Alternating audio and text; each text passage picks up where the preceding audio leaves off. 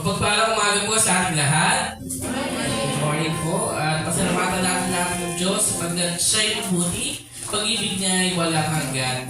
Tayo po kanyang iniligtas at mula sa pamahalaan at patuloy na kanyang iniingatan sa araw ito. At sa kanyang walang pagbabalik. Dahil sa kanyang dakilang pag-ibig, kaya po tayo ngayon ay narinito. Dahil sa kanyang dapat upang papurihan siya, itaas ang kanyang pangalan siya, pasalamatan siya. Kaya mga kapatid, ihanda natin at mga puso at isipan sa pagsama sa ating Diyos, sa panalangin, sa pag-awit, sa pagbibigay at sa pakikinig na kanyang salita. Sa Diyos ang kapulihan ng kaliwalatian, tumayo pa tayo lahat para sa ating call to worship and opening prayer.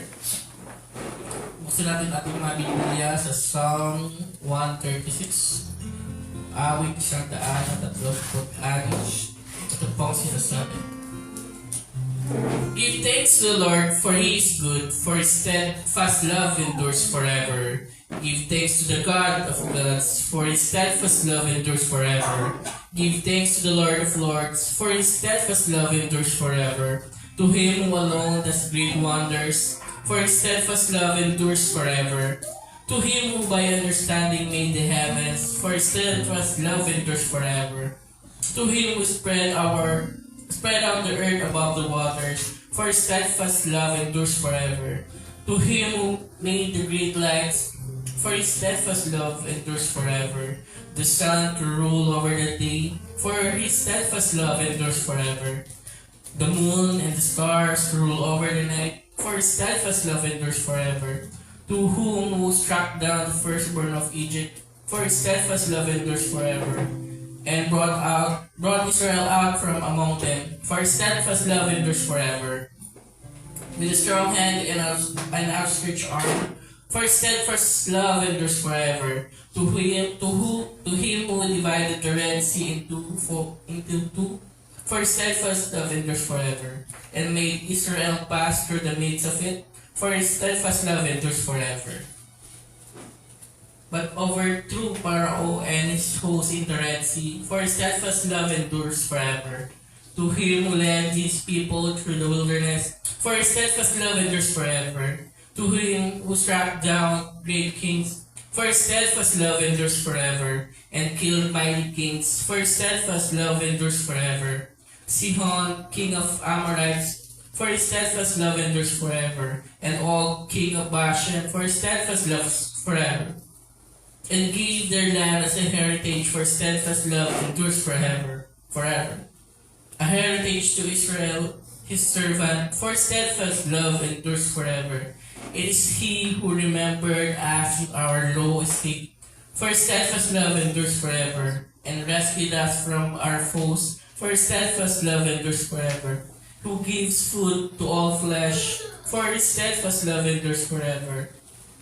Give thanks to the God of heaven, for His steadfast love endures forever. Tayo mo ito.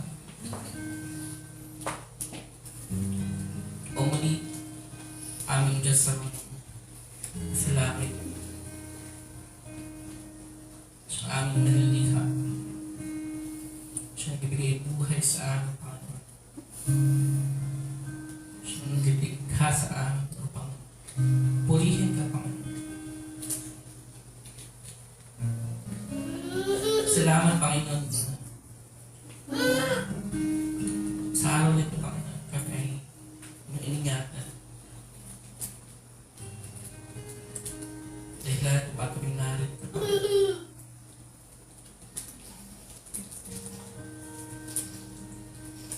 sa kabila, Panginoon, ng aming bawang estado, lugmok sa aming kasalanan, hindi kami niyong pinatawag. Dahil sa iyong dakilang pag-ibig sa amin. Ibinigay ang kahit sa isang anak, ang Panginoon sa Kristo. Siya nagbigay ng kanyang buhay para sa amin. Siya nagbigay ng katuwiran kung kami ay katayo dito, Panginoon.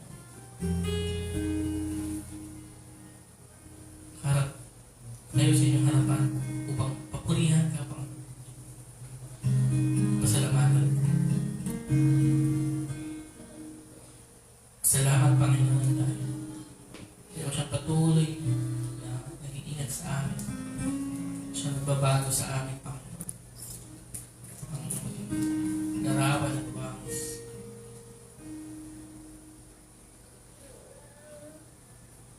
Salamat Panginoon dahil hindi ka ako pinababayaan. Hindi kayo nagtulak mo. Tunay at tapat ka na kaparin ng mga pangako mo. Ang iingatan hanggang sa huli. Ang makasama ka sa buhay na walang hanggan. Puri sa inyo, Panginoon. Dalangin namin sa araw na ito, mga Panginoon, na alasin niyo ang mga sumasagala sa amin, Panginoon, sa pagsamba sa araw na ito. Ang mga puso't isipan ay nakatuon lamang sa inyo, Panginoon. Sa pag-awit, sa pag-ibig ng salita.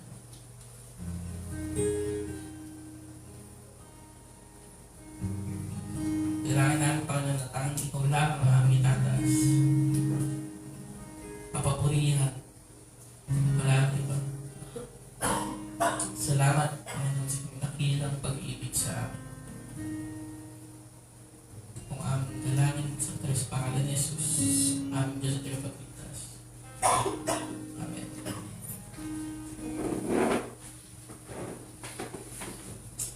Ngayon po ay inaanyahan ng lahat upang umawit ng kapulit pagsamba sa ating Panginoon.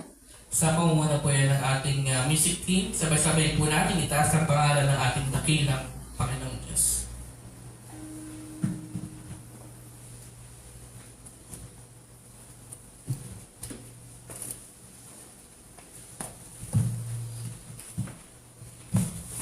Good morning po sa ating lahat. Psalm 136 verses 1 to 4 says, Give thanks to the Lord for He is good, for His steadfast love endures forever.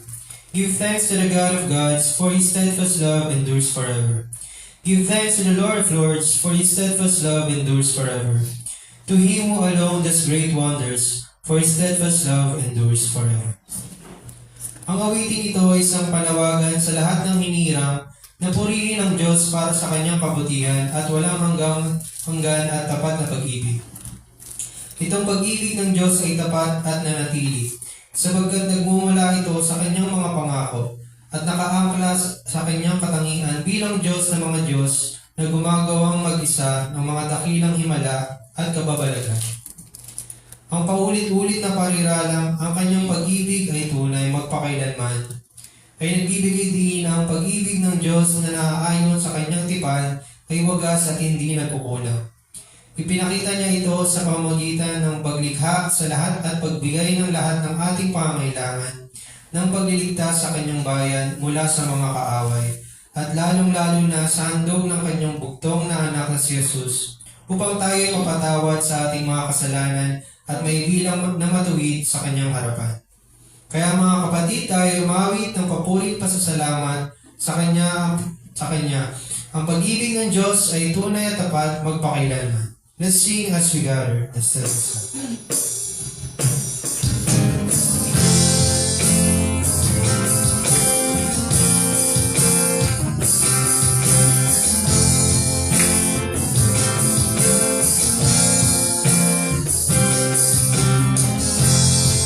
As we gather, may your spirit work within us. As we gather, may we glorify your name.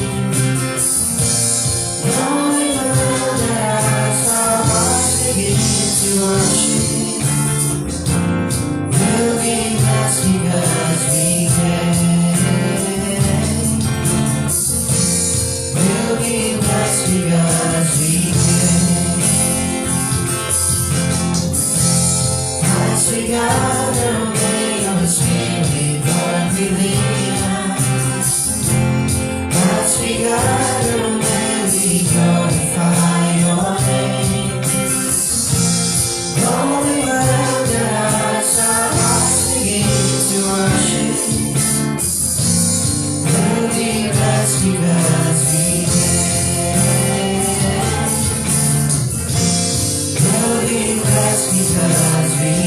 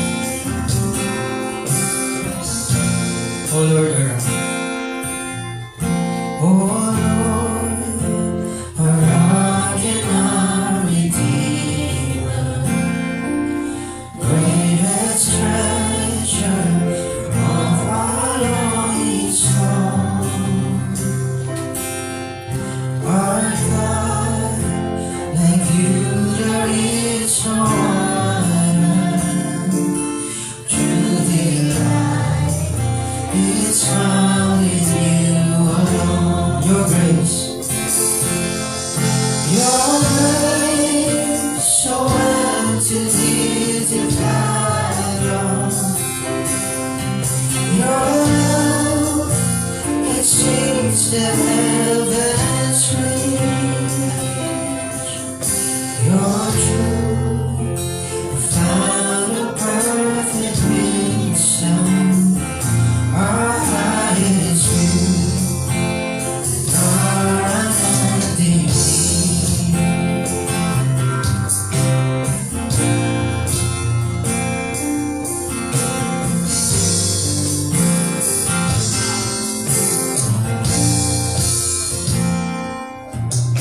oh Lord, a rock and a redeemer, strong defender of our very heart,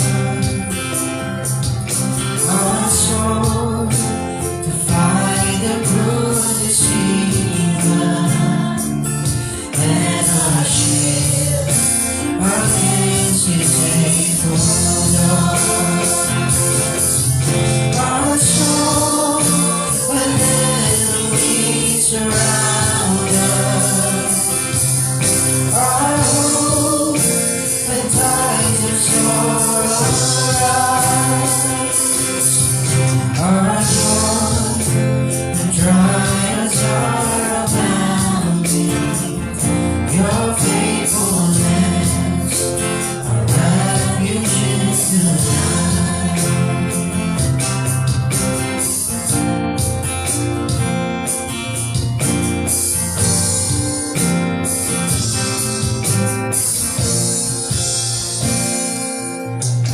Oh Lord, a rock and a redeemer, precious Savior of our ruined life, our King and cross laid on your shoulders. In our place, you suffered. You rose the grave and then upon the blood. You rose our hearts of sea and shame. You rose the grave and then upon the blood. You rose our hearts of sea and shame. Oh Lord, our rock and our redeemer, may all our days bring glory to your name. May all our days bring glory to your name.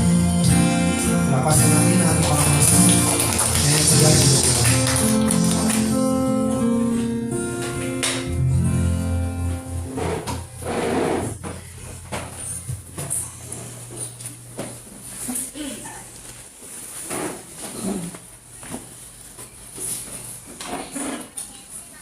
Morning. Ngayon man po ay dadako tayo sa ating pananalangin. And gusto ko malaman kung may mga additional prayer requests tayo. May mga natanggap na po tayo dun sa ating group chat at gusto ko malaman kung may mga nais pang humabol doon sa ating listahan. Meron pa po bang additional prayer requests for this morning? Kung wala na, sige. Let's come to the Lord in prayer. Tignan po natin ang ating mga mata at tutulog tayo sa ating Panginoon. O Lord, our rock and our Redeemer, you are our gracious Savior. You have provided for all that we need, all that pertains to our salvation.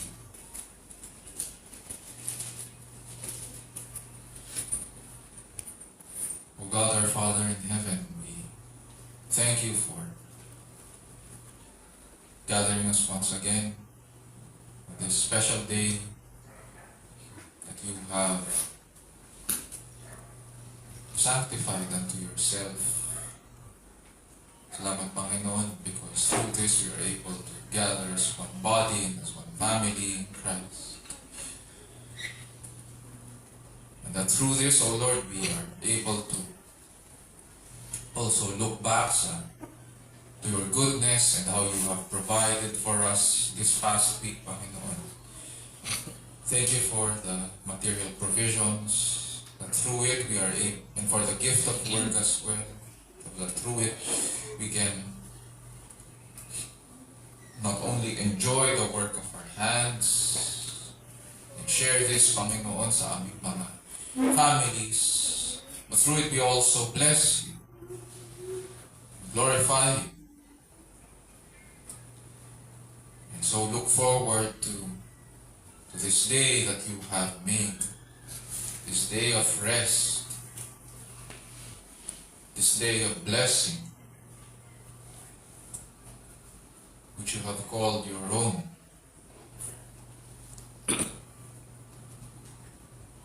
And so we ask, O Lord, that today may you guide us, grant us to bless you and worship you through songs, through prayer,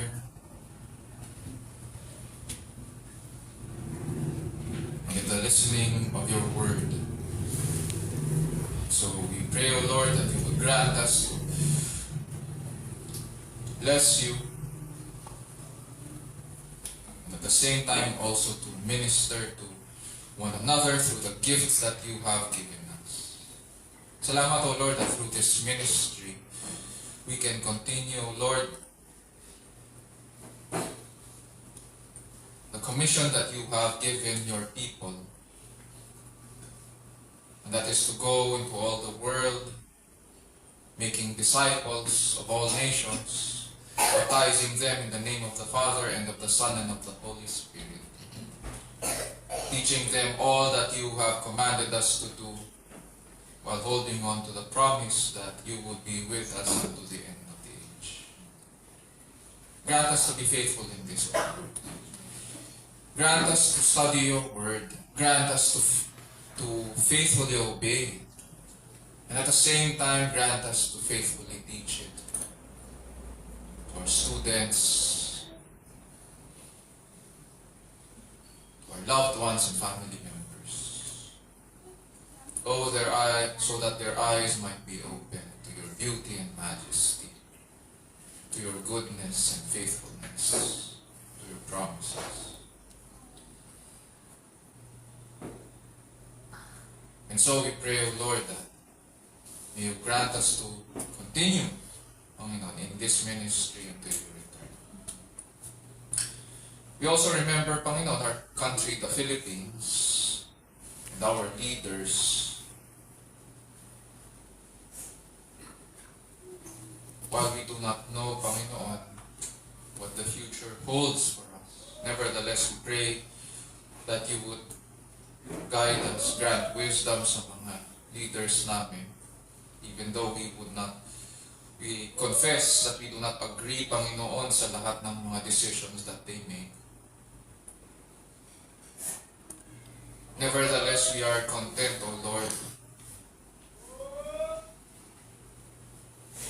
with your rule and power over all. Because above all thrones and powers and authorities, there is one sovereign, that is the Lord of history. And so we come to you with humble hearts and seek, O Lord,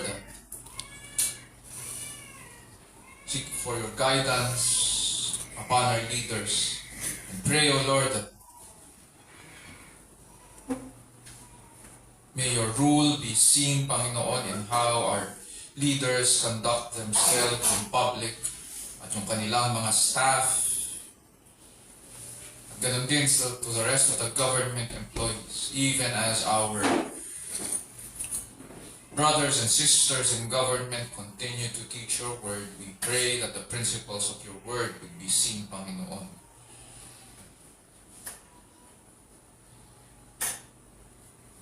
how we are ruled.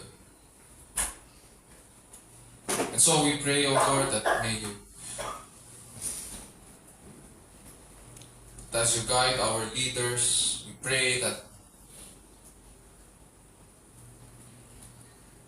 may those who are responsible be held accountable as well sa mga nangyayari ngayon.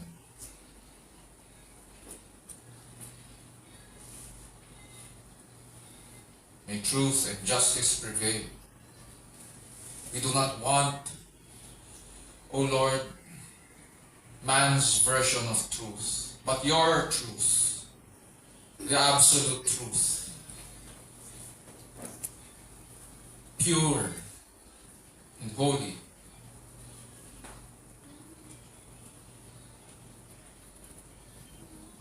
And so we also pray, O Lord, that we pray against corruption, against abuse of authority. At the same time, we pray, O Lord, at the same time, yung mga programs, yung mga ayos na programs, O Lord,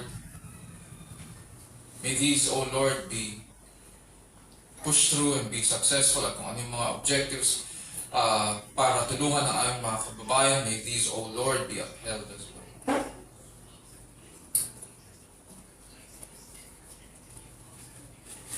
Dear Lord, we also pray for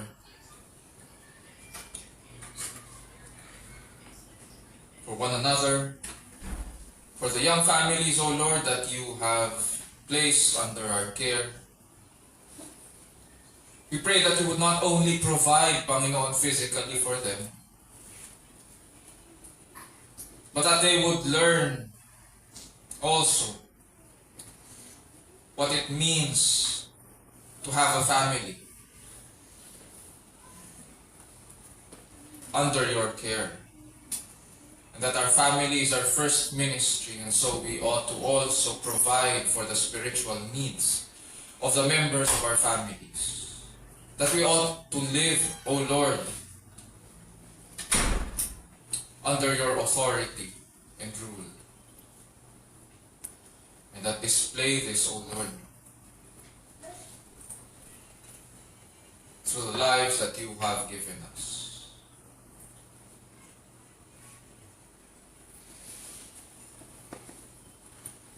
We pray that we would point one another to you as you disciple us, as you discipline us, as you enlighten us, O Lord, with your word and strengthen us as we go through trials in life and faith.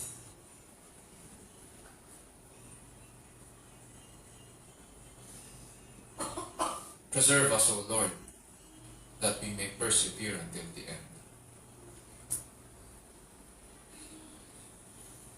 Dear Lord, we also pray for those of us who are sick and feeling under the weather, mga may allergies, and ask that you would extend your healing hands upon them so that we would get well. We ask that may the medicines that we're taking also be effective for us. May our bodies respond to it. And grant, O Lord, that as you restore us to health, may we continue also, Panginoon, yung mga iba't ibang mga commitments and responsibilities namin.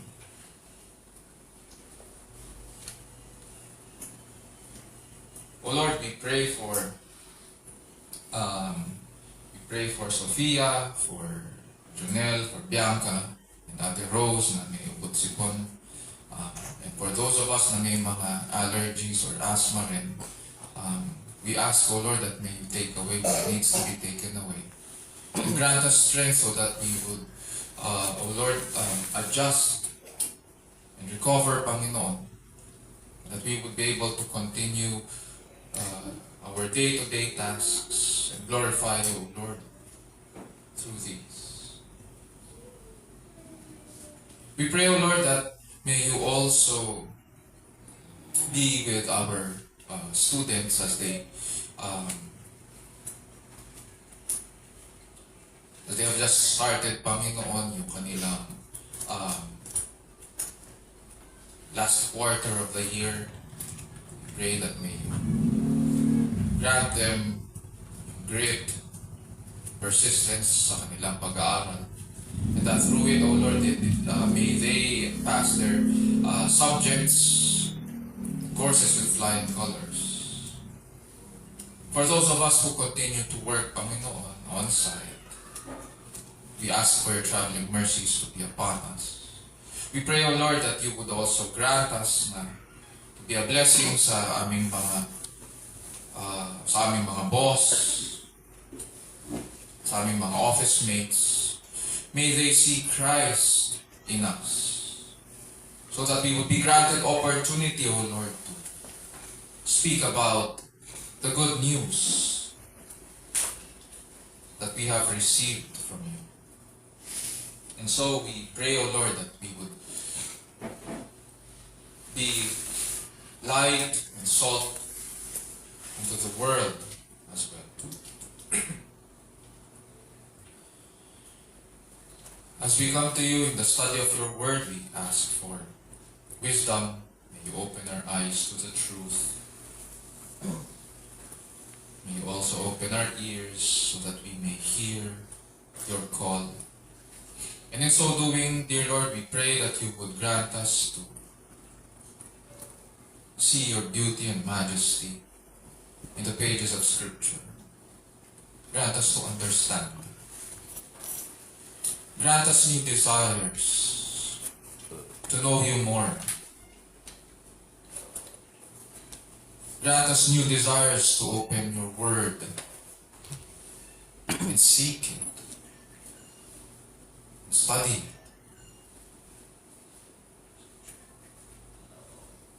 so that we would love you more.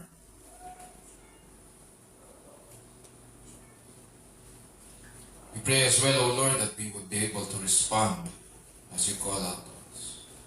And in so doing, we pray that you would change us and we would be changed. And this we pray in Jesus' name, Lord and Savior. And all of God's people will say, Amen. Amen.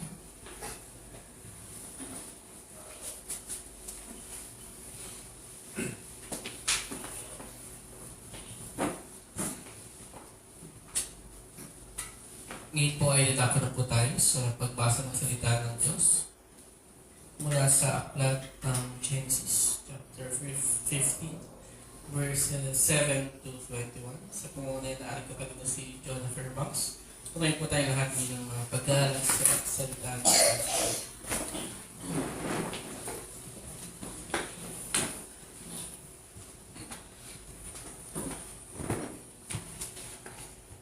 Good morning po sa ating lahat.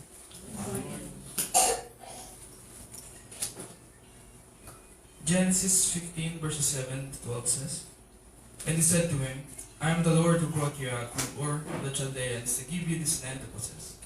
But he said, O Lord God, how I am to know that I shall possess it? He said to him, Bring me a heifer 3 years old, a female goat 3 years old, a ram 3 years old, a turtle dove, and a young pigeon. And he brought him all this, cut them in half, and laid each half over against the other. But he did not cut the birds in half. And when birds of prey came down on carcasses, Abram drove them away. As the sun was going down, a deep sleep fell on Abram, and behold, dreadful and great darkness fell upon him. Then the Lord said to Abram, Know for certain that your offspring will be sojourners in a land that is not theirs, and there will be servants there. And they will be afflicted for 400 years. But I will bring judgment on the nations that they serve. And afterwards they shall come out with great possessions. As for you, you shall go to your fathers in peace. You shall be buried in a good old age. And they shall come back here in 4th generation. For the iniquity of the Amorite is not yet complete. When the sun had gone down, and it was dark, behold, a smoking fire pot and flaming torch passed between these pieces. On that day, the Lord made a covenant with Abram, saying, To you, offspring, I give this land from the river of Egypt to the great river, the river separates the land of the Kenites, the Kenizzites, the Kadmonites, the Hittites, the Perizzites, the Rephaim, the Amorites, the Canaanites, the Girgashites, and the Jebusites. This is the word of the Lord. Praise be to God.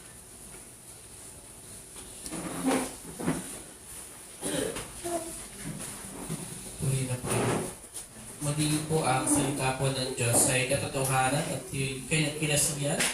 Nagtutulog ito ng katotohanan tungkol sa ating Diyos at ito rin ay nagsasaway at natutuwid sa bawat mananampalataya. Sinasanay po tayo nito kung paano ang matuwid na pamumuhay ayon sa kanyang kalooban at kung paano ang tamang pagsamba sa tunay at nag-iisang Diyos.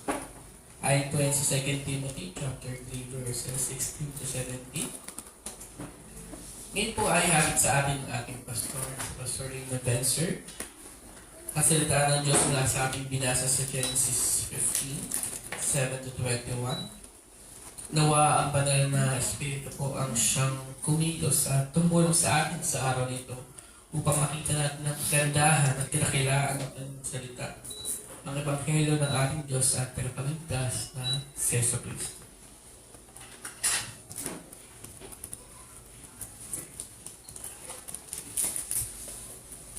Okay, good morning. This time naman po, hayaan niyo pong basahin ko po ang ating passage sa Tagalog. So, buksan natin ang ating mga Bibles sa Genesis chapter 15, verses 7 to 21.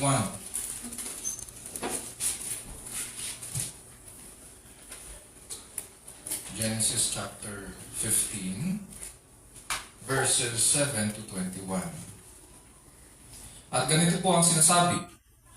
At sinabi sa kanya, ako ang Panginoon na nagpaalis sa iyo sa Ur ng mga Kaldeo, upang ibigay sa iyo ang lupain ito na manahin mo. At sinabi niya, O Panginoong Diyos, anong pagkakilala ko na aking mamanahin? At sinabi sa kanya, magdala ka dito sa akin ng isang tumalagang bakang 3 taon ng gulang, at ng isang babaeng kambing na 3 taon ng gulang, at ng isang lalaking tupang 3 taon ang gulang, at ng isang inakay na bato-bato, at ng isang inakay na kalapati. At dinala niya ang lahat ng ito sa kanya at pinaghati niya sa gitna. At kanyang pinagtapat-tapat ang kalakalahati, datapwat hindi hinati ang mga ibon. At binababa ng mga ibong mandaragit ang mga bangkay at binubugaw ni Abram. At nang lulubog na ang araw ay nakatulog si Abram ng mahimbing, at narito ang isang kasindak-sindak na malaking kaliliman ay sumakanya. At sinabi ng Diyos kay Abram, tunay na pakatalastasin mo, na ang iyong binhi ay magiging taga-ibang bayan sa lupaing hindi kanila, at maglilingkod sa mga yaon, at pahihirapang 400 taon. At yaon namang bansang kanilang pinaglilingkuran ay aking hakatulan. At pagkatapos ay aalis silang may malaking pag-aari. Datapat ikaw ay payapang pasa sa iyong mga magulang, at ikaw ay malilibing sa mabuting katandaan. At sa ika-4 na salin ng iyong binhi ay magsisipagbalik dito, sapagkat hindi pa nalulubos ang katampalasanan ng mga Amoreo. At nangyari ng paglubog ng araw at pagdilim na narito ang isang hurnong umuusok, at ang isang tanglaw na nagniningas na dumaan sa gitna ng mga hinating hayop. Nang araw na yaon, ang Panginoon ay nakipagtipan kay Abram, na nagsabi, sa iyong binigay ko ang lupain ito mula sa ilog ng Ehipto hanggang sa malaking ilog na ilog Euphrates. Ang mga Sineo at ang mga Sineseo at ang mga Kedmoneo at ang mga Heteo at ang mga Fereseo at mga Rephaim at ang mga Amoreo at mga Cananeo at ang mga Gergeseo at ang mga Jebuseo. Ito po ang salita ng Diyos. Purihin ang Panginoon. So sinasabi po natin na ang justification or justification by faith ay one-time judicial act or legal act ng Panginoon na binibilang niya tayo matuwid sa pamamagitan ng pananampalataya kay Kristo. Isang aspect ng salvation, itong justification by faith. And it is God's legal act by which He declares us righteous sa Kanyang harapan. Sinasabi rin natin na ang faith is the means by which we sinners lay hold of justification. But it is not the grounds of justification. Uulitin ko, faith is the means by which we sinners lay hold of justification. So ang instrument para mapa sa atin ang pagpapawalang sala ay ang pananampalataya. Pero ang pagpapawalang sala ay hindi nakasaligan sa pananampalataya. Faith is not the grounds of justification. Mahalagang pag-aralan ito sa umagang ito sapagkat minabuti ng Diyos na ang kanyang pangako kay Abraham ang magiging pamamaraan para itama po ang lahat. Dahil nga sa kasalanan po ni Adan. And so God deems that every period that may mga times sa Bible na gumagamit siya na mga tao para magsimula muli. In this case, sa ating pag-aaral, si Abraham ang ginamit ng Panginoon.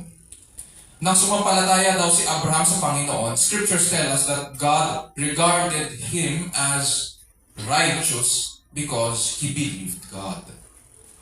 To be sure, si Abraham po ay makasalanan pa rin. Wala siyang pinagkaiba sa atin. But God looked upon or counted Abraham as righteous, not on the basis of works, hindi dahil sa gawa ni Abraham, kundi by faith. Uulitin ko, napawalang sala o tinuring na matuwid si Abraham, hindi dahil sa kanyang gawa, hindi dahil sa sumunod siya sa Panginoon. Ang sinasabi sa atin ng Scripture, tinuring siyang matuwid o pinawalang sala siya dahil sa kanyang pananalig sa Panginoon. Dahil sa pananampalataya. Kung gano'n, ngayon ang tanong, at ang panukala ng Diyos ay itama ang lahat, nakasanayan po kasi natin na ganito. Sa mundong ito at sa everyday na dealings natin sa mga tao. Kapag nais natin itama ang isang bagay, kailangan gumawa ng paraan yung nagkamali. Siya ang magtatama ng kanyang ginawa. Yun ang nakasanayan natin. Pero ang tanong dito, sa panukala ng Diyos, paano itatama ng Diyos ang lahat kung hindi niya i-require ang gawa mula kay Abraham at sa kanyang sambahayan? Sino magtatama? Yun yung tanong. Kung nais ng Diyos na magsimula muli sa tao, paano magkakaroon ng pagsasaayos sa mundong ito? Kung hindi i-require ng Diyos ang gawa at magiging sapat para sa Kanya ang pananampalataya.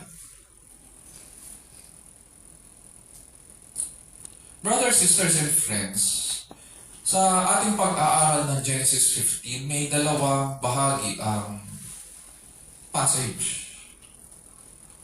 Last week na pag-aaralan po natin ng verses 1 to 6 at tinanong natin what is faith.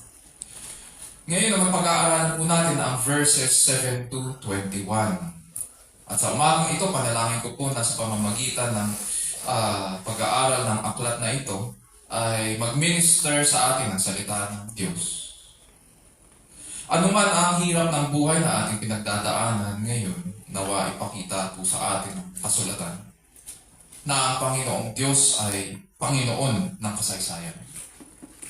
At tapat po siya sa kanyang mga pangako.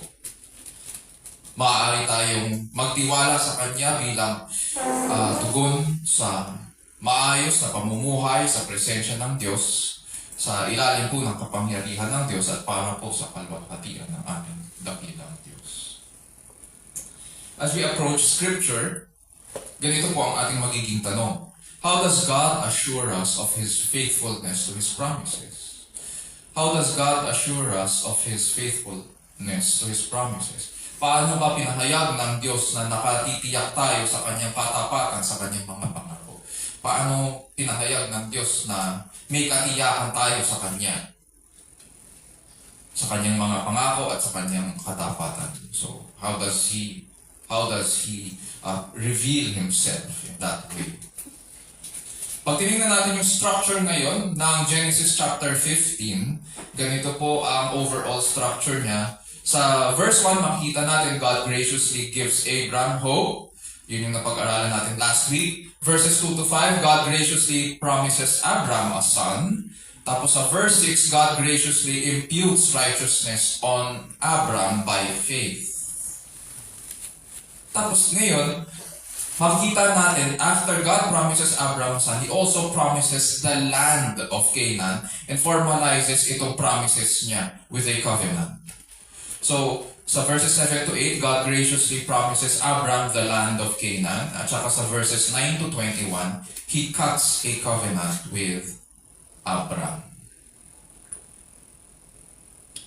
Pagkatapos po magtagumpay ni Abraham laban sa mga hari ng silangan, hindi po nagbago ang kanyang kalagayan. Pagkat wala pa rin siyang anak, mapapansin natin, just jumping off from our passage last week, wala pa siyang anak, at dayuhan pa rin po siya sa Kanaan. Wala siyang lupain, same pa rin siya, isa pa rin siyang manlalakbay. Nung una, umaasa siya na sana, kaya nga niya sinama si Lot, yun sana ang magiging tagapagmana niya. At least, sa mga pangako ng Panginoon, at least, one natupad na and another one to go.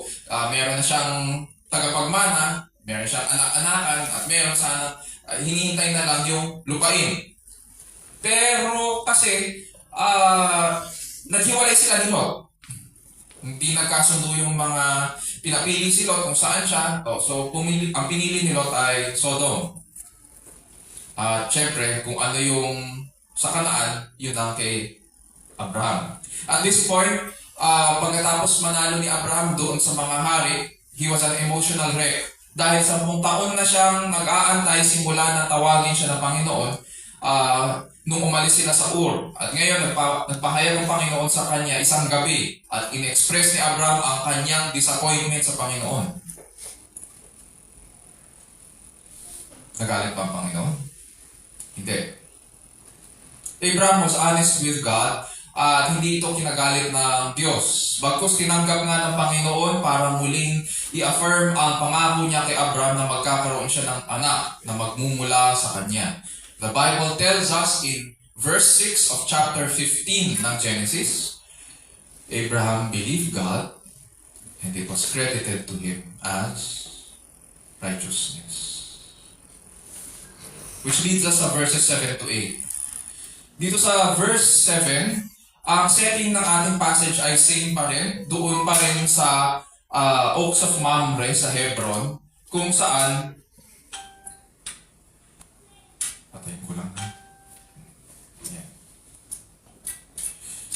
kung saan nagsettle si Abraham pagkatapos nila maghiwalay ni Lot.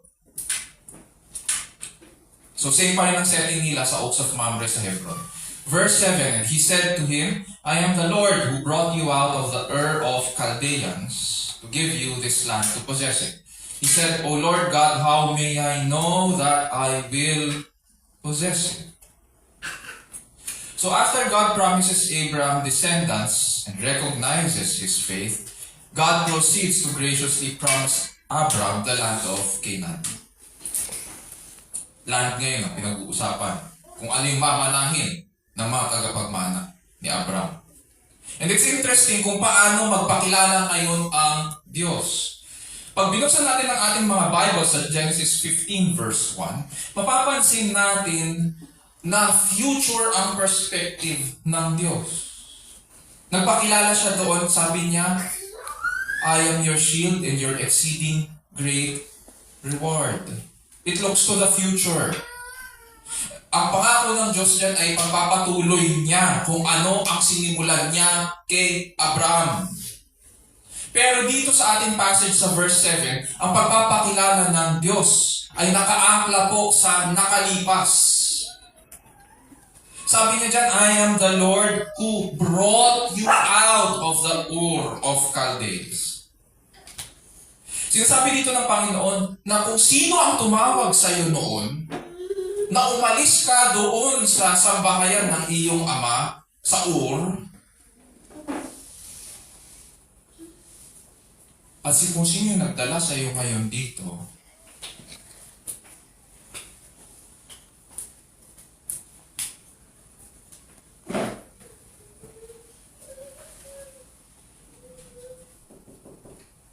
siya rin ang Diyos na nagdala sa iyo at nag-iingat sa iyo.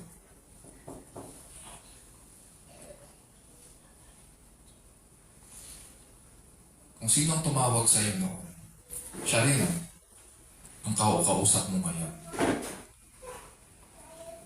For 10 years, iniingatan siya ng Diyos. All this time, siya ang kasama ni Abraham. Hanggang makarating si Abraham sa Kanaan. Siya ang nag-iingat kay Abraham even though maraming ginawa si Abraham ng mga bagay na alanganin. Matatandaan natin na sinangkalan niya yung kanyang asawa. At binigay niya kay Faraon. O so paano siya magkakaroon ng anak? Dinaladala pa niya si Lot. O paano ka, kung yan ang ituturing mong anak, paano ka magkakaroon ng maayos na sambahayan? Hindi lang yun. Nakipag-away ka sa mga hari na mas malaki pa sa iyo. Maraming desisyon na alanganin si Abraham. Paano kung ikamatay mo yan? So paano ngayon ang pangako ng Panginoon? Kumbaga, ito ang pangako ng Panginoon, Pumapagitna siya para humarang. Minsan ganun tayo eh. May kalooban ng Panginoon at sinabi na niya sa kanyang salita, ito ang aking kalooban, ito yung daan, dito ka lang lumakad. Ang ginagawa pa natin, humaharang pa tayo.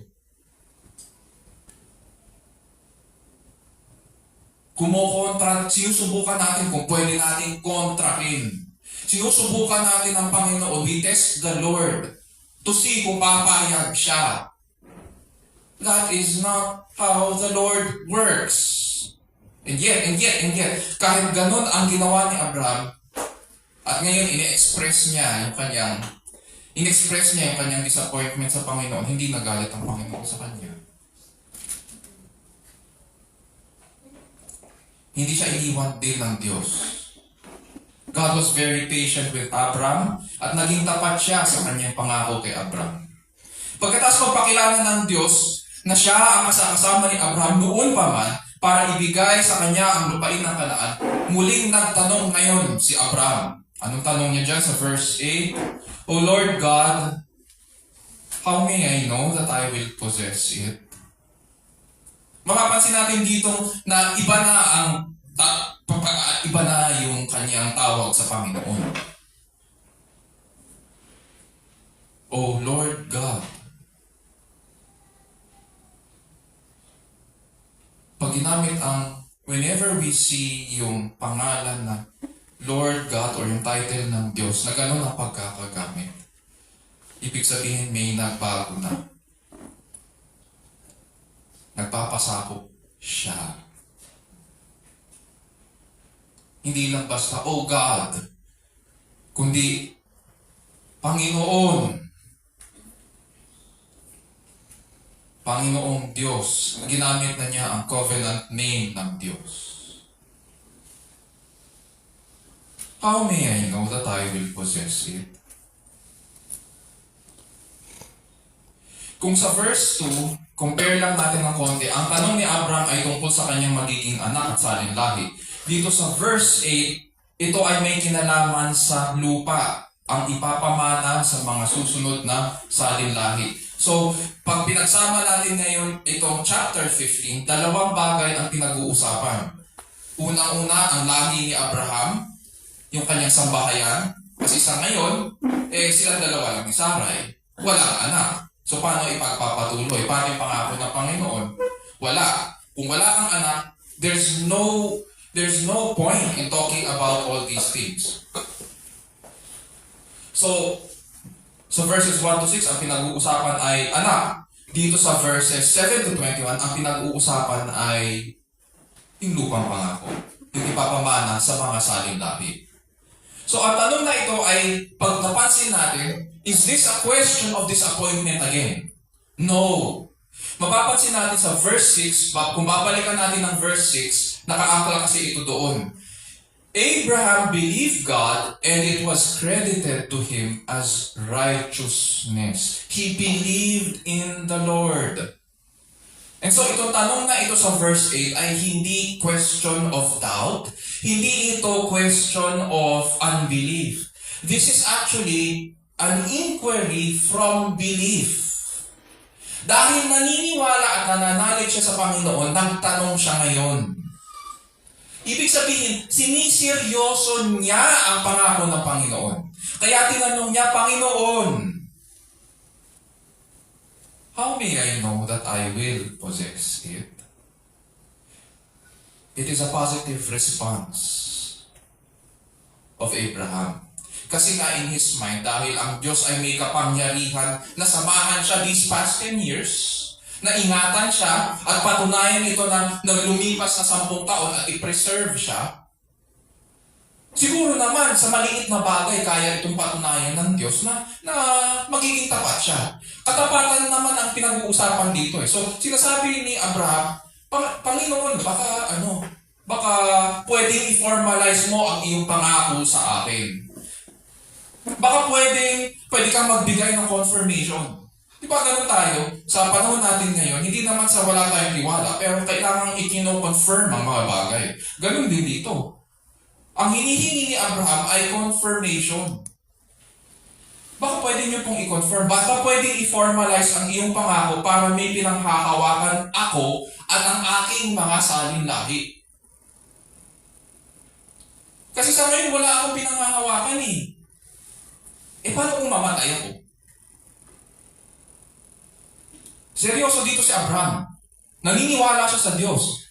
And because God can do great wonders and preserve Abraham, then God can also give confirmation of His promises.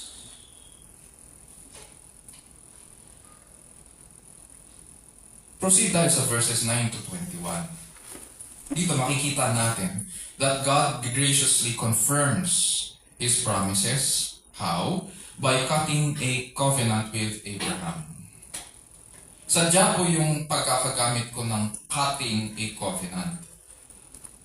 Sa Bible, biblical language, ganun ang pagkakagamit.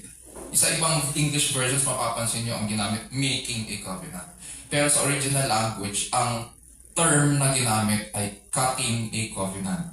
Kasi mapapansin po natin that He cut the animals into two.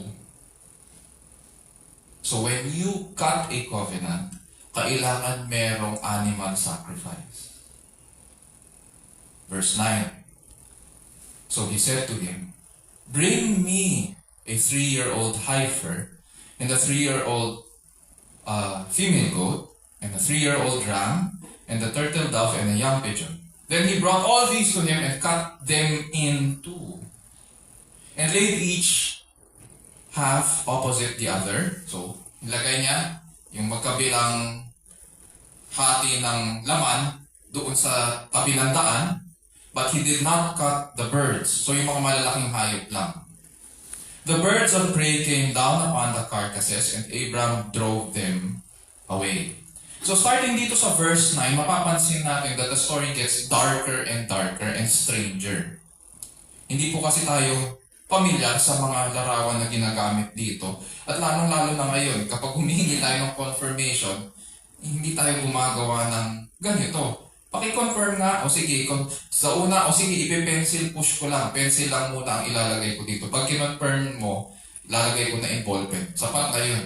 Pero, itong mga ganitong klaseng bakit may ganito? Hindi tayo familiar. Therefore, it's a bit challenging and strange for us. Nonetheless, I think by the wisdom of the Lord, pag dinahan-dahan natin pag-aralan to at inilatag natin yung iba't ibang parts ng ah, ng passage, maintindihan natin ito. So dito, pagkatapos humiling ni Abraham ng confirmation sa mga pangako sa Diyos, again, mapapansin natin, pinaunlakan siya ng Panginoon. Hindi nagalit ang Panginoon sa kanya. God accepted Abraham's request. At binigyan niya ng instruction pa nga si Abraham na magdala ng mga sacrificial animals tulad ng mga hayop na ginagamit sa sacrifices ng Israel. Sabi sa kanya ng Panginoon, magdala ka rito sa akin ng isang dumalagang bakang 3 taon ng gulang at isang babaeng kambing na 3 taon ng gulang at ng isang lalaking tupang 3 taon ng gulang at ng isang inakay na bato-bato at ng isang inakay na kalapati.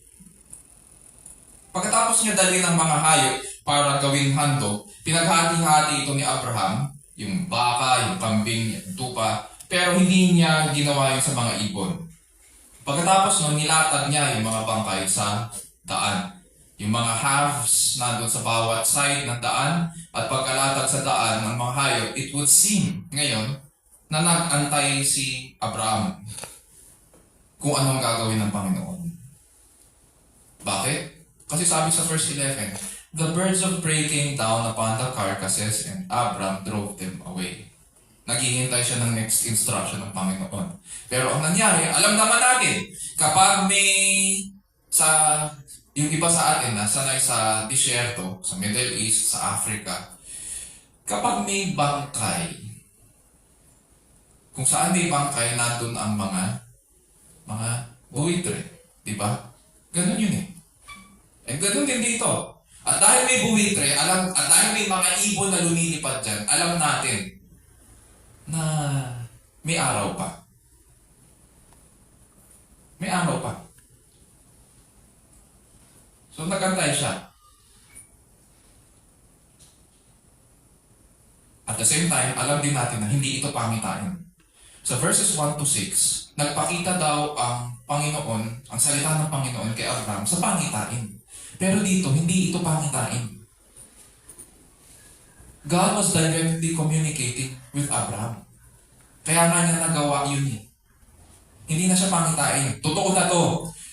Ngayon, nagtataka tayo siguro kung ano ang ginagawa dito ni Abraham at ng Diyos.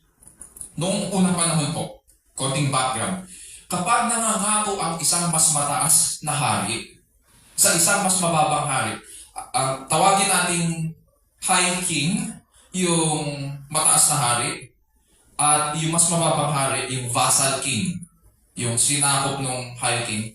At nangako itong high king na bibigyan niya ng protection yung mas mababang hari at saka mga provisions.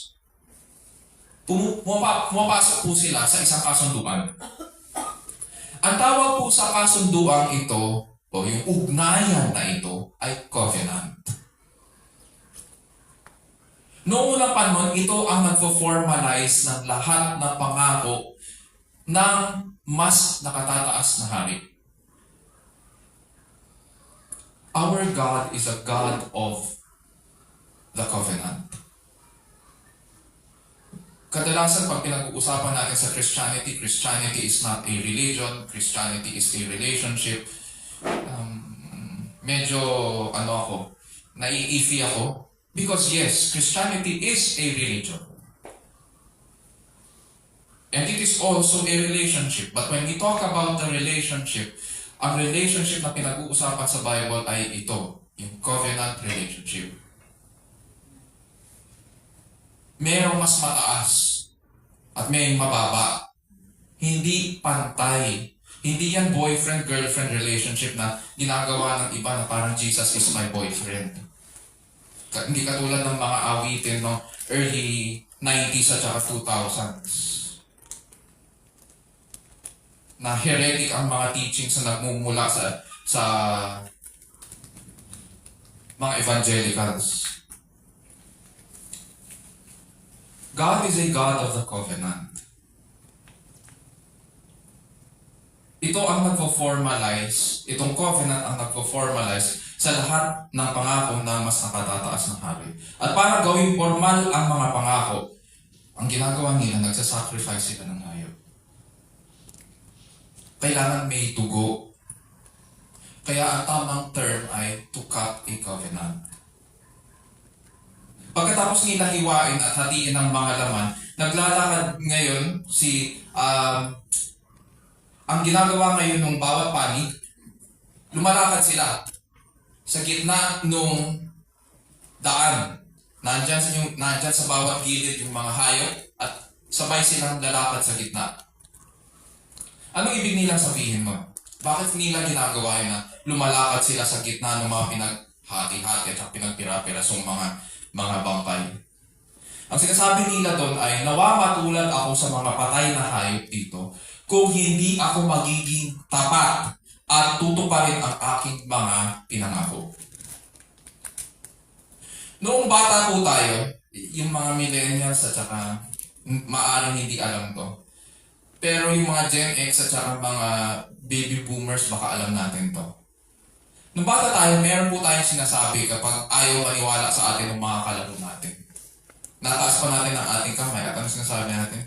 Pex man, mamatay man ako. Ano ibig sabihin ng pex man? Ang pex man pala, ni-research ko, nagmula pala yun sa English term na facts. Facts, man. Ibig sabihin, what I'm saying is true. I'm being real with you. Facts, man. Ang nangyari sa kasi yung pilipit yung dila ng Pilipino, ang facts naging pex. Parang apple. Ang nangyari, apple. Ganon. Facts, man. Pex, man. So, pex man, mamatay man ako. Yun yung ibig sabihin dito. They were pronouncing death upon themselves pag hindi sila naging tapat sa kanilang kasunduan. Pero it is interesting dahil sa ating passage, hindi po dalawang panig ang naglakad sa gitna. Isa lang. Isa lang. Hindi siya naging bilateral, kundi naging unilateral siya. Basahin natin, verses 12 to 17. Now when the sun was going down, a deep sleep fell upon Abram, and behold, terror and great darkness fell upon him. God said to Abram, now for certain that your descendants will be strangers in a land that is not theirs, where they will be enslaved and oppressed 400 years. But I will also judge the nation whom they will serve, and afterward they will come out with many possessions. As for you, you shall go to your fathers in peace. You will be buried at a good old age. Then in the fourth generation they will return here, for the iniquity of the Amorite is not yet complete. It came about when the sun had set that it was very dark, and behold, there appeared a smoking oven and a flaming torch which passed between these pieces. So nag-antay si Abraham hanggang lumubog po ang araw. Tapos tulad ni Adan na pinatulog ng Panginoon, bago lalangin si Eva, nakatulog din si Abraham at doon may bumalot ng kadiliman sa kanya. Natakot siya. Why? Most probably dahil ito yung parang prelude bago magpakita ang Panginoon. So magpapahayag ang Diyos sa kanya. Pero hindi habang gising, kundi habang siya'y tulog. So starting verse 13 onwards, tulog si Abraham. Nakatulog na siya. Wala na yung mga buwitre, wala na yung ibong mandaragit, wala na. Pero nandyan pa rin yung mga bangkay. Nakatulog siya. At muling nagpahayag ang Diyos at sinabi sa kanya ang lahat ng mangyayari sa kanyang salinlahi.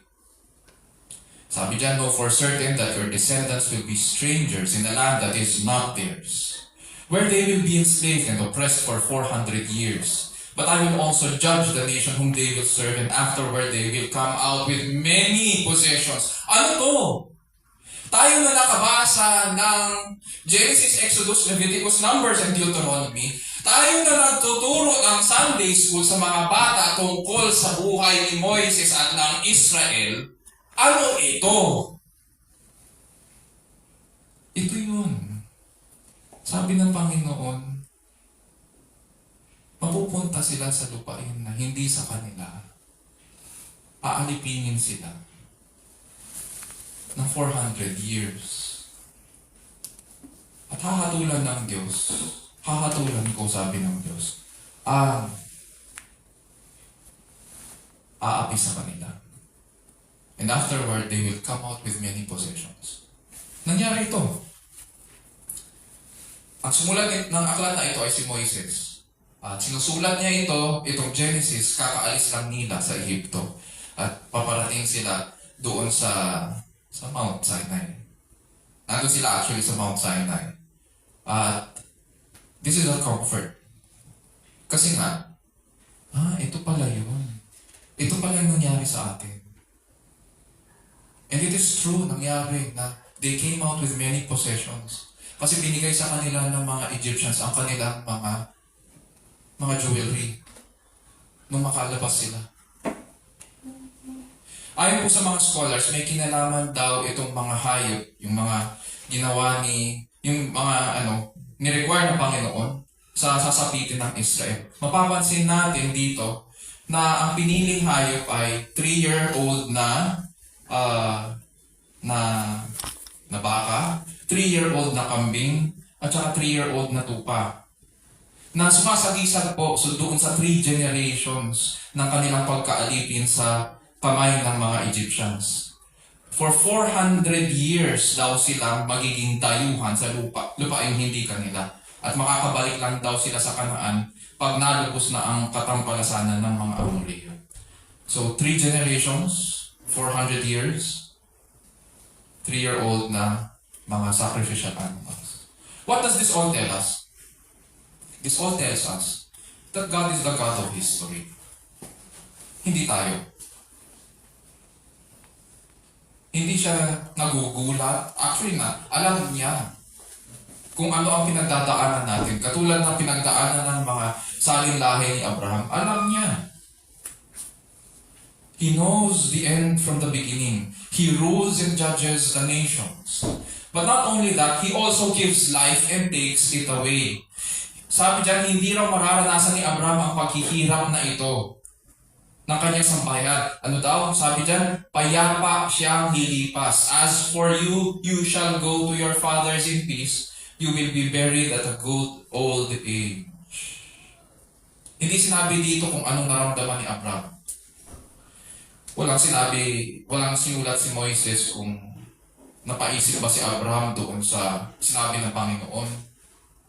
Wala. Paglubog daw ng araw, nakaalis na ang mga ibong mandaragit at habang tulog si Abraham, nagpakita ang Panginoong Diyos sa dilim. At ano raw ang anyo ng Diyos? Ano ang ginamit niyang anyo? Gumagamit ng anyo ang Diyos. Alam natin sa Exodus, habang nasa Sinai si Moises, anong ginamit na anyo ng Diyos? Isang naglalagablab na punong kahoy na hindi natutubo. Di ba? Nung sila ay naglalakad, galing Ehipto papuntang Promised Land, anong gamit niyang anyo? Fire. Cloud by fire by night and cloud by day. Maraming mga anyo na ginagamit ang Diyos. Hindi lang yon. Pag bumababa siya sa tabernakulo, anong ginagamit ng Diyos? Smoke. And clouds. And thunder and roaring. Dito ang ginamit ng Diyos na anyo. It came about, verse 17, when the sun had set that it was very dark, and behold, there appeared a smoking oven and a flaming torch, which passed between these pieces. Smoke and fire. Typical Old Testament na manifestation ng Diyos. Tapos anong ginawa daw nun? Nung smoke, ano yung Smoking oven at saka flaming torch, hindi natin alam. Strange tayo dyan. Strange yung mga illustrations. Pero we know that this is Old Testament language kasi merong smoke at saka merong fire. At nakakatakot ito malamang para sa mga Old Testament people. Anong ginawa? Anong ginawa nito? Dumaan sa gitna ng mga hinating hayop. Mag-isa ang Diyos na lumakad sa gitna ng hayop. Asa si Abraham?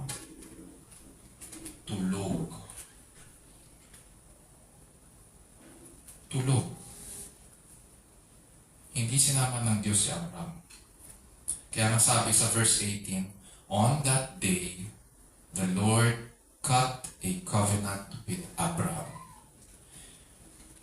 Noong panahon nila kapag covenant, dalawang panig ang naglalakad. Pero dito Diyos lang ang naglakad. God did not subject Abraham to any conditions or obligations. Diyos lang ang pumagitna sa mga pinaghati-hating bangkay at gaganap. Siya lang ang gaganap ng lahat ng kanyang pinangako. Hindi niya ni-require si Abraham ng kahit ano. Ganyan po ang grace ng Panginoon. Pakinggan po natin ang sinabi ng isang theologian na si Ray Vander Laan sa kanyang description ng ginawa ng Diyos dito.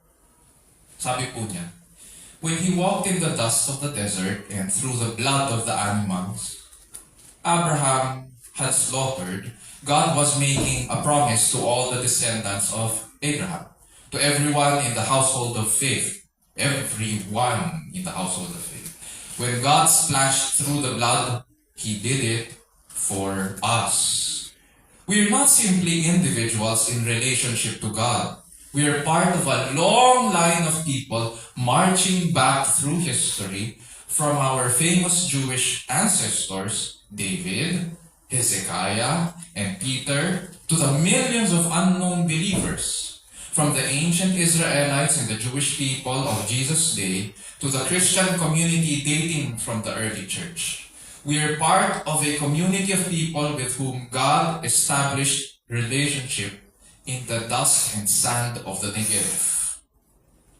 But there's more. When God made covenant with His people, He did something no human being would have even considered doing. In the usual blood covenant, each party was responsible for keeping only his side of the promise. Dalawang sides yan, dalawang parties. When God made covenant with Abraham, however, He promised to keep both sides of the agreement. If this covenant is broken, Abraham, for whatever reason, for my faithfulness or yours, I will pay the price, sabi ng Diyos. If you or your descendants, for whom you are making this covenant, fail to keep it, I will pay the price in blood. At sa sandaling yon, na dumaan ng Panginoong Diyos na mag-isa sa mga bangkay, we are transported immediately to the cross. Doon binayaran ng Diyos ang parusa sa ating mga kasalanan sa pamamagitan ng Kanyang anak. Diyos lang ang dumaan sa gitna.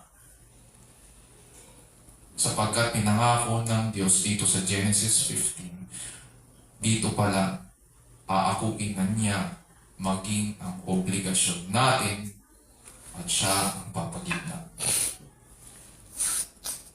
Mga kapatid at kaibigan, si Kristo ang pumagitna para sa atin. Siya ang nagbayad para sa ating mga pagsalaksan. Siya ang dakilang tagapamagitan. Buhay ang inalay niya para ang pagpapala at pagpapawalang sala ay mapa sa atin. Sa atin na may pananampalataya na tulad kay Amang Abraham. But God did not only regard the blessing of righteousness upon Abraham. Kailangan natin balikan yung pangako ng Diyos. Yung blessing of righteousness, isa lang yun sa mga blessings. Meron pang pinangako ang Diyos, di ba? Yung anak o saling lahi at saka yung lupain. So ngayon, balikan natin yung verses 18 to 21. On that day, the Lord made or cut a covenant with Abram, saying, To your descendants I have given this land, from the river of Egypt as far as the great river, the river Euphrates. Pag sa map, tinignan natin dito, ang Egypt nasa south, ang Euphrates nasa north. So paano to? North and south. Ganito ba ang geographical border ng Israel ngayon? Sabi pa dyan ng Panginoon, the Kenite and the Kenizzite and the Cadmonite and the Hittite and the Perizzite and the Rephaim and the Amorite and the Canaanite and the Girgashite and the Jebusite. Sabi ng Panginoon, to your descendants I have given this land. Pansinin po natin yung tense na ginamit doon. Hindi siya future tense, past tense. Sa mata ng Diyos, past na yan, tupad na yan, ganap na yan. Yung pangako ko sa iyo, sa isipan mo bilang tao, mangyayari pa lang. Pero sa mata ng Diyos, tapos na. I have given this land. Sa panahon natin ngayon, pag tinignan natin ang geographical location at saka map ng Israel, mapapansin natin maliit na maliit. Hindi siya nagsistretch from Egypt to Iran or Egypt to Euphrates. Hindi. Maliit siya. Pero at the same time, pag tinignan din natin yung mapa, wala na itong mga bayang ito. Yung bayan ng mga Kananita, yung mga Hittite, mga Perizzite, itong 10 bayan na ito, wala na ito. At magulo sa Israel. Ganun pa man, dahil pinangako ito ng Panginoon, ang sinasabi niya dito, sure na sure, mapapasa iyo ito.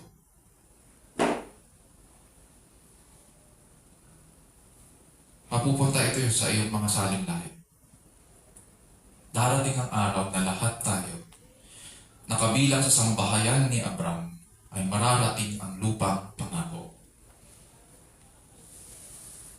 Maaaring hindi natin mapuntahan ang lupang pangako ngayon sa buhay na ito. For whatever reason. Pero on that day, pagbalik ng Panginoon para baguhin ang lahat, matatawag natin itong sariling natin. May explore natin ang lawak at ganda at hangganan ng lungsod na ito. Napakalaking lungsod ito. Imagine from the great river Euphrates papunta sa river ng Egypt. Napakalaki nito.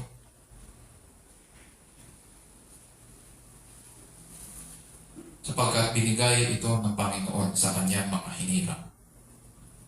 To your descendants, I have given this land. Doon tayo mabubuhay at mananahan kasama ang Diyos magpakailan-kailanman. Kaya magpakatatag po tayo habang naghihintay sa pagbabalik ng ating Panginoong Diyos. Sapagkat tapat siya sa kanyang mga pangako. How does God assure us of His faithfulness to His promises?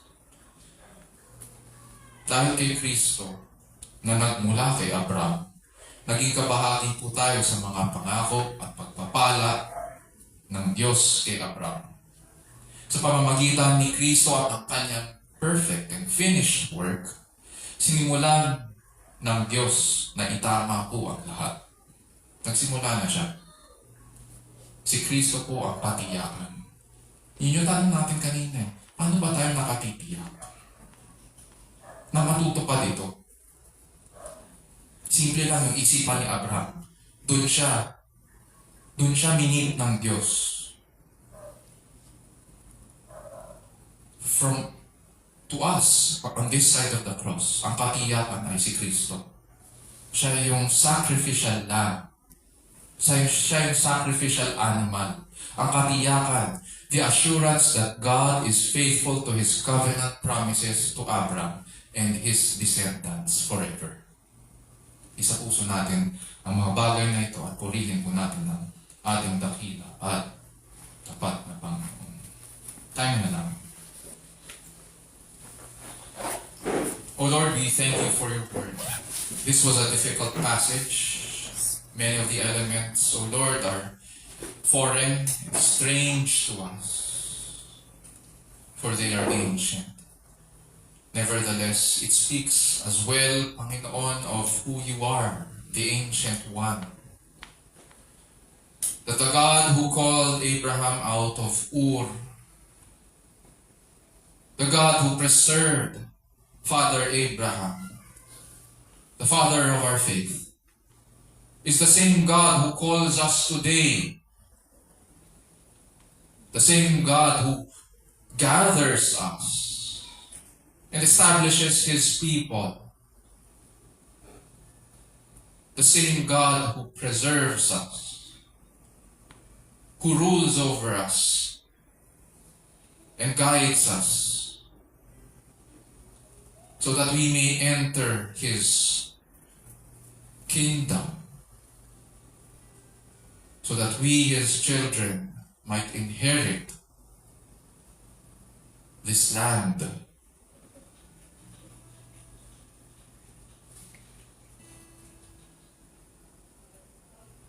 O Lord, we thank you for your word.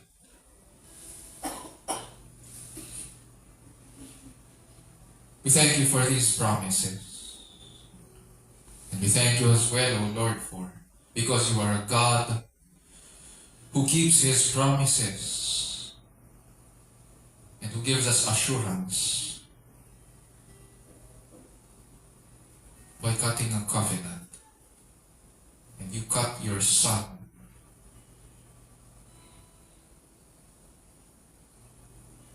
so that we might be secure in him. We might have assurance of salvation.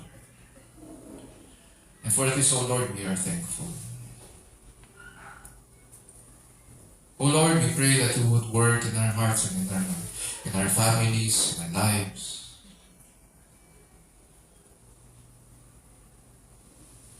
We pray, O Lord, that you would grant us, in the midst of our disappointments, impatience,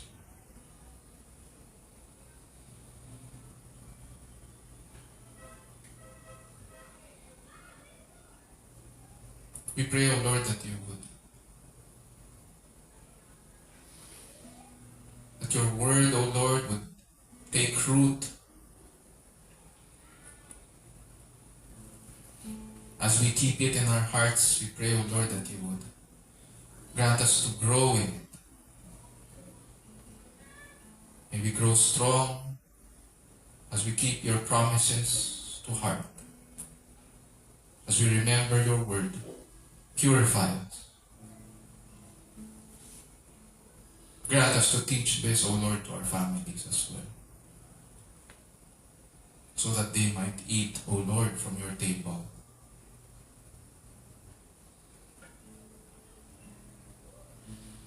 And in so doing, we pray, O Lord, that you would minister to one another,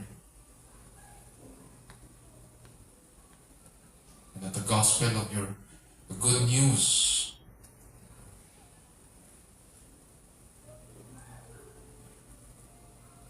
of the God who makes covenants and promises to keep them might come to those who need to hear, Panginoon, this good news. And all around us, Panginoon, people break promises. Left and right, people disappoint us.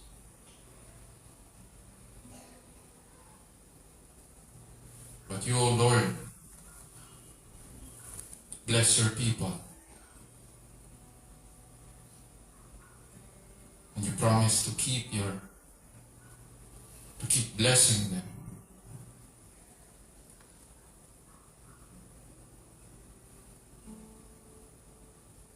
And so we pray, O Lord, that you would grant that our sons and daughters,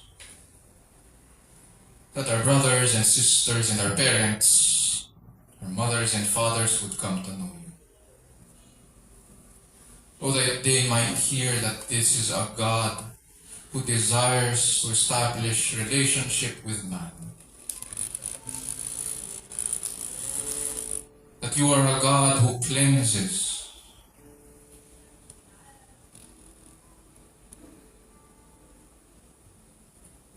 That you are a God who desires that we do not die in our sins, but that because of your work you would want us to live in your presence forever. So we pray that we will be able to speak about these good things.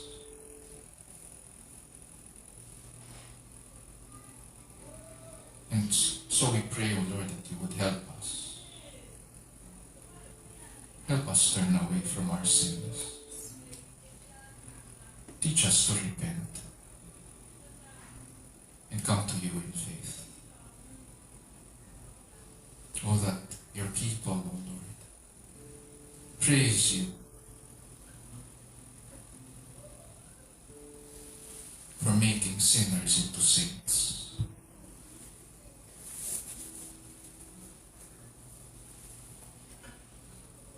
O Lord, we pray that you will continue to guide us as we worship you today. Bless your name as we minister to you and to one another as well. And this we pray in Jesus' name, our Lord and Savior. And all God's people will say, Amen. Amen.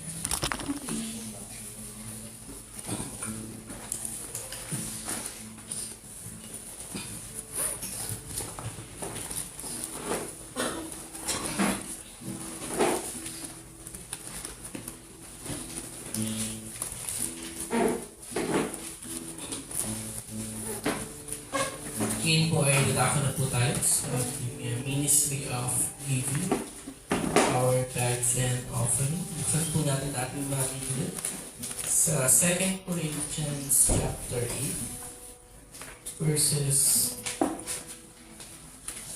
1 to 9.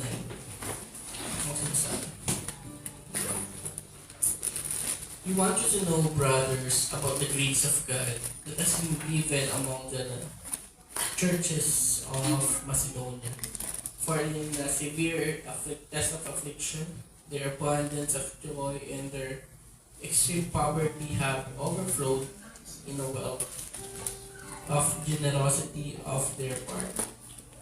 For they give according to their means, as I can testify, and beyond their means of their own accord, begging us earnestly for the favor of taking part in the relief of the saints.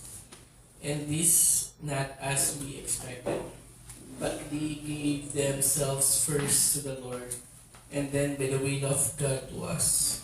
Accordingly, we urge Titus that as he had started, he should complete among you this act of grace. But as you excel in everything, in faith, in speech, in knowledge, and in all earnestness, and in our love for you, see that you excel in this act of grace also. I say this not as a command, but to prove by the earnestness of others that your love also is genuine. For you know the grace of our Lord Jesus Christ, that though he was rich, yet for your sake he became poor, so that you, by his poverty, might become rich.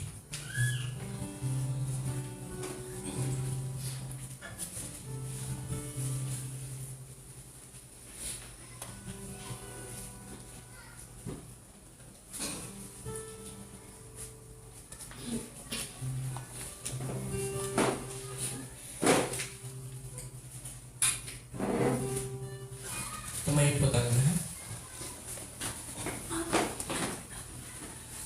Tayo po'y umawit ng papuri sa ating Panginoon.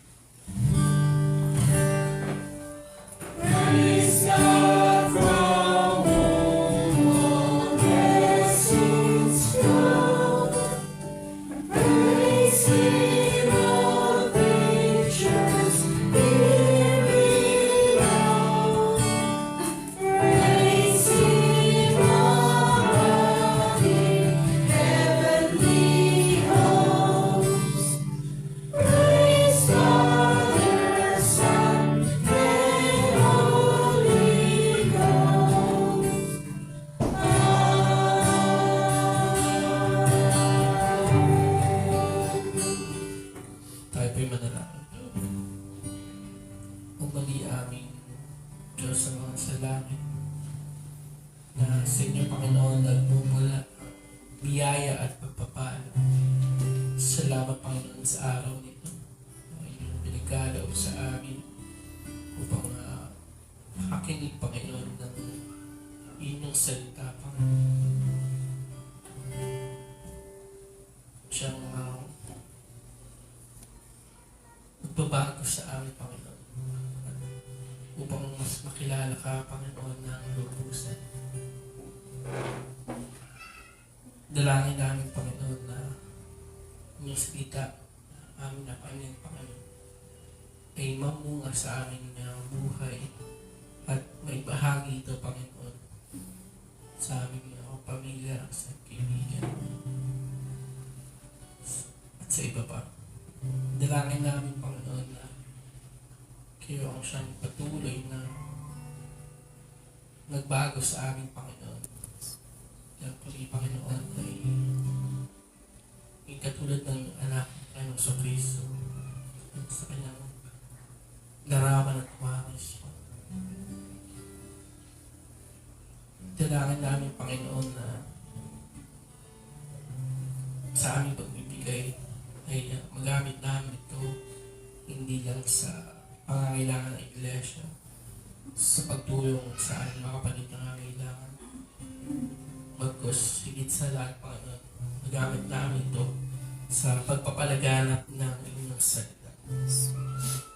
Dalangin namin, Panginoon, na kayong siyang patuloy na magbigay sa amin ng aming pangangailangan sa araw-araw.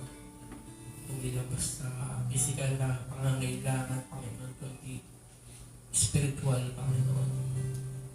Upang kami ay maging handa, Panginoon, hanggang sa inyong maging pagbabalik. Kung saan, Panginoon, kami ay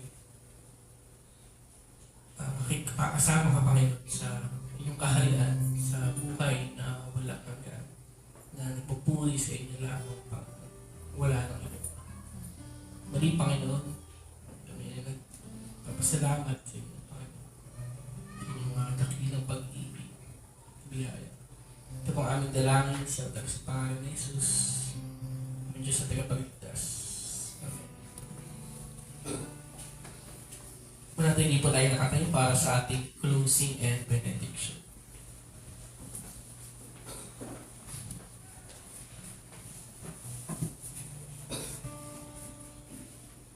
Mga kapatid, purihin po natin ang ating Panginoon at tanggapin ang kanyang pagpapala. Now to Him who is able to establish you according to my gospel and the preaching of Jesus Christ, according to the revelation of the mystery which has been kept secret for long ages past, but now is manifested and by the scriptures of the prophets, according to the commandment of the eternal God, has been made known to all the nations, leading to obedience of faith. To the only wise God, through Jesus Christ, be the glory forever. Amen.